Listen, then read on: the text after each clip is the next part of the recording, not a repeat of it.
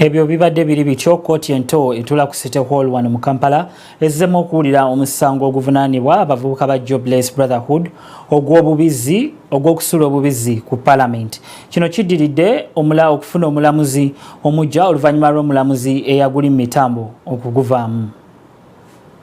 Omusango oguvunaanibwa abavubuka batalina mirimu abeegattira mu kibiina kya Jobless Brotherhood ogw'okusaalimbira ku Parliament n'obubizi obwa kyenvu ng'ennaku z'omwezi 17 omwezi ogw'omukaaga guzzeemu okuwulira mu kkooti ya City Hall wano mu Kampala. Kino kiddiridde omulamuzi eyali agulimu Beatrice Kayinza okulekulira omusango guno ng'abawawabirwa bagamba nti yali alina kyekubira mu musango gwabwe.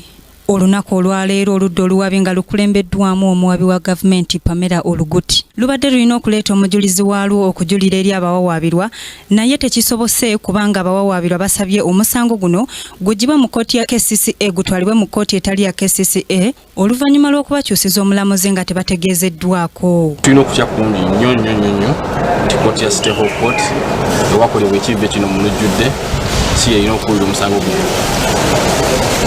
Era tusabye omulamuzi omupya Oweekitiibwa Moses Nabende aleke okuwabula okwawa mukama we kyosanga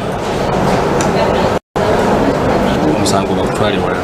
Bano era basabye kkooti eno okunoonyereza ku mulamuzi Beatrice Kayinza lwaki yalekulira omusango gwabwe nga tabawadde ensonga nnambulukufu. Naye bakama be tebannakola investigation tonnatubula kyabaawo batuwadde bubi muntu mulamuzi mupya ne tukiwakanya tugamba nti tedda ssemateeka si bwakirambika. Abavubuka bano babiri okuli Noman Muhimbise ne Mayanja Robert bakwatibwa era nga bavunaanibwa olw'ebigambibwa nti bandibanga be baasula obubizi bwa kyenvu ku Parliament. Omusango guno gugenda kuddamu okuwulirwa ng'ennaku z'omwezi 13 omwezi ogw'omukaaga omwaka 2014. Eggulire lino likusakiddwa Ekaka Ronald ku Kingdom TV amalindirire. This is Kingdom TV.